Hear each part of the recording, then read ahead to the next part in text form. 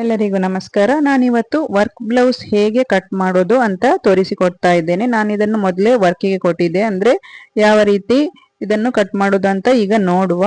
ಮೊದಲಿಗೆ ನಾವು mid point ತೆಗೆದುಕೊಳ್ಬೇಕು. ಅಂದ್ರೆ ಬ್ಲೌಸಿನ ಮಿಡ್ ಅಂದ್ರೆ ನಾವು ನೆಕ್ಕಿನ ಮಿಡ್ ಪಾಯಿಂಟ್, ನೆಕ್ ವಿಡ್ತ್ ಮೊದಲು ಚೆಕ್ ಮಾಡ್ಕೋಬೇಕು. ಅದಕ್ಕಿಂತ ಮೊದಲು ನಾವು ವರ್ಕ್ಗೆ ಕೊಡುವಾಗಲೇ ವರ್ಕ್ ಅಂದ್ರೆ ನೆಕ್ ವಿಡ್ತ್ ಕೊಟ್ಟಿರ್ತೇವೆ, ಆದ್ರೂ ಕೂಡ ಇನ್ನೊಮ್ಮೆ ಚೆಕ್ ಮಾಡ್ಕೋಬೇಕು. ಇಲ್ಲಿ ನೋಡಿ, ನಾನು ಡ್ರಾಫ್ಟಿಂಗ್ ಇಂದ ಹೇಗೆ ಕಟ್ ಮಾಡಿದ್ದೇನೆ ಅಂದ್ರೆ, ಇದು ಒನ್ ಟಕ್ಸ್ ಬ್ಲೌಸ್ ಅಂದ್ರೆ ಕೇವಲ ಕೆಳಗೆ ಮಾತ್ರ ಅಲ್ಲ ಕೊಡೋದು, ಇದನ್ನು ಆರ್ಮೋಲ್ ನಲ್ಲಿ ಮೈನಸ್ ಮಾಡಿದ ಮೇಲೆ ಒನ್ ಟಕ್ಸ್ ಕೊಡ್ಬೇಕು, ಆಗ ಮಾತ್ರ ಇದು ಪರ್ಫೆಕ್ಟ್ ಆಗಿ ಬರೋದು. ಇಲ್ಲಿ ನೋಡಿ, ನಾನು ಎಲ್ಲ ಕಡೆ ಕೂಡ ಮಾರ್ಜಿನ್ ಕೊಟ್ಟಿದ್ದೇನೆ.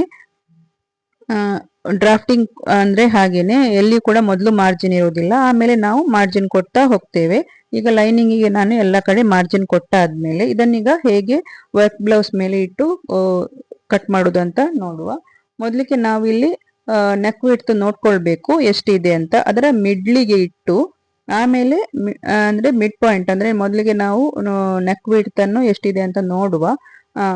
ಈ ತರ ನೆಕ್ ವಿಡ್ತ್ ನೋಡ್ಕೊಳ್ಬೇಕು. ಅದರ ಮಿಡ್ಲಿಗೆ ಒಂದು ಲೈನ್ ಎಳೆದುಕೊಳ್ಬೇಕು. ಈ ತರ ನೋಡಿ, 1/2 ಇಂಚ್ ಎಕ್ಸ್ಟ್ರಾ ಇದರಲ್ಲಿ ಕೂಡ ನಾವು ಮೊದಲಿಗೆ ಬಿಡ್ಬೇಕು, ಆಮೇಲೆ ಇದನ್ನು ನೋಡ್ಕೋಬೇಕು ಸರಿ ಇದೆಯಾ ಇಲ್ವಾ ಅಂತ. ಈ ತರ ಕೆಳಗೆವರೆಗೆ ನಾವಿಗೆ ಮಿಡ್ಲ್ ಲೈನ್ ಅಂದ್ರೆ ನಾವು ಇಲ್ಲಿ ನೋಡಿ, ನಾನು ವರ್ಕ್ ಮಾಡಿದ ಬ್ಲೌಸಿನ ಕೆಳಗೆವರೆಗೆ ನಾವು ಈ ತರ ಮಿಡ್ಲ್ ಕಂಡು ಹಿಡಿಬೇಕು, ಅಂದ್ರೆ ನೋಡ್ಕೋಬೇಕು. ಆಮೇಲೆ ಈ ತರ ಸ್ಟ್ರೈಟ್ ಆಗಿ ಇಟ್ಕೊಂಡು ಒಂದೇ ಸೈಡ್ ನಾವು ಈಗ ಕಟ್ ಮಾಡ್ತಾ ಹೋಗುವ. ನೋಡಿ, ನಾನು ಈ ಫ್ಯಾಬ್ರಿಕ್ಗೆ ಐರನ್ ಮಾಡದಿರೋದ್ರಿಂದ ಸ್ವಲ್ಪ ಸುಕ್ಕಾಗಿದೆ, ಹಾಗಾಗಿ ನಾನು ಸ್ವಲ್ಪ ಬಿಟ್ಕೊಂಡೆ ಕಟ್ ಮಾಡ್ತೇನೆ, ಅಂದ್ರೆ ಬಟ್ಟೆ ಬಿಟ್ಕೊಂಡೆ ಕಟ್ ಮಾಡ್ತೇನೆ. ನೋಡಿ, ಈ ತರ ಲೈನ್ ಎಳೆದುಕೊಳ್ಬೇಕು, ನಮಗೆ ಯಾವುದೇ ಕನ್ಫ್ಯೂಷನ್ ಇರಬಾರ್ದು, ಅಂದ್ರೆ ಹೆಚ್ಚು ಕಡಿಮೆ ಆಗ್ಬಾರ್ದು ಅನ್ನೋದ ಕಾರಣಕ್ಕೆ ನಾನೀಗ ಗೆರೆ ಎಳೆದುಕೊಳ್ತಾ ಇದ್ದೀನಿ ನಿಮಗೆ ತೋರಿಸಿಗೋಸ್ಕರ. ನಾನು ಇಲ್ದಿದ್ರೆ ಸೀದಾ ಕಟ್ ಮಾಡ್ಕೊಂಡು ಹೋಗ್ತೇನೆ. ಇದರಲ್ಲಿ ನಮಗೆ ಸ್ವಲ್ಪ ಕೂಡ ಟೈಮ್ ವೇಸ್ಟ್ ಆಗೋದಿಲ್ಲ, ಇದನ್ನು ಹಾಗೆ ಇಡ್ಬೇಕು ಹೀಗೆ ಇಡ್ಬೇಕು ಅಂತ. ಅದನ್ನು ಎರಡು ಒಟ್ಟಿಗೆ ಜಾಯಿಂಟ್ ಮಾಡಿಕೊಂಡು ಕಟ್ ಮಾಡ್ಬೇಕು ಅಂತ ಏನಿಲ್ಲ. ಹೀಗೆ ಮಾಡೋದ್ರಿಂದ ನೋಡಿ, ಈ ತರ ಇಟ್ಕೊಂಡು ನಾವು ಸ್ವಲ್ಪ ಎಕ್ಸ್ಟ್ರಾ, ಅಂದ್ರೆ ಈ ಬಟ್ಟೆ ನಾನು ಐರನ್ ಮಾಡದೇ ಇರೋದ್ರಿಂದ ನಾನು ಸೀದಾ ಕಟ್ ಮಾಡ್ಲಿಲ್ಲ, ಸ್ವಲ್ಪ ಎಕ್ಸ್ಟ್ರಾ ಬಿಟ್ಕೊಂಡು ಮಾಡಿದ್ರು ಕೂಡ ಆಗತ್ತೆ, ಮಾಡದಿದ್ರು ಕೂಡ ಆಗತ್ತೆ. ಮಾಡಿದ್ರೆ ಒಳ್ಳೇದು, ಬಿಗಿನರ್ಸ್ಗೆ ಸ್ವಲ್ಪ ಕಷ್ಟ ಆಗ್ಬೋದು. ಇದರಲ್ಲಿ ಕಷ್ಟ ಆಗೋದು ಏನಿಲ್ಲ, ಸ್ವಲ್ಪ ಈಸಿ, ಬಿಗಿನರ್ಸ್ಗೆ ತುಂಬಾ ಈಸಿ ಆಗತ್ತೆ ಇದು, ಈ ಟ್ರಿಕ್ಸ್.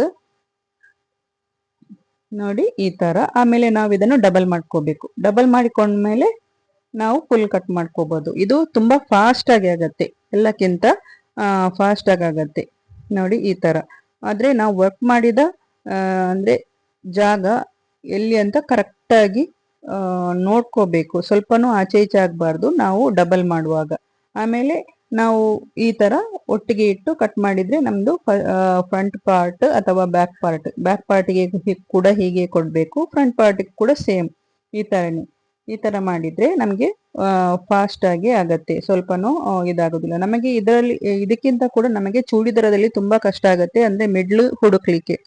ಅದನ್ನು ಲೈನಿಂಗ್ ಇಟ್ಟು ತುಂಬಾ ಟೈಮ್ ತೆಗೆದುಕೊಳ್ತೇವೆ ನಾವು, ಯಾಕೆಂದ್ರೆ ಅದು ಸರಿಯಾಗಿ ಬರ್ಬೇಕು, ನಮ್ದು ನೆಕ್ ಶೇಪ್ ಮಿಡ್ಲಿಗೆ ಸಿಗ್ಬೇಕು. ಅದಕ್ಕೆ ಬೇಕಾಗಿ ಇದು ಚೂಡಿದಾರ್ ಅಂದ್ರೆ ನಾವು ಟಾಪ್ ಹೊಲಿಯುವಾಗ ತುಂಬಾ ಹೆವಿ ವರ್ಕ್ ಇರೋ ಟಾಪ್ ಹೊಲಿಯುವಾಗ ತುಂಬಾ ಈಸಿ ಆಗತ್ತೆ ಈ ಟ್ರಿಕ್ಸ್.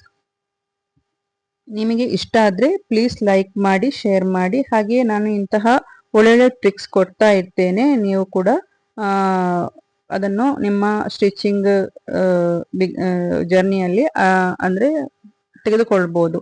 ಇಲ್ಲಿ ನೋಡಿ, ನಾವು ಟಕ್ಸ್ ಅನ್ನು ಈ ತರ ಕಾಪಿ ಮಾಡ್ಕೋಬೇಕು ಇನ್ನೊಂದು ಸೈಡಿಗೆ.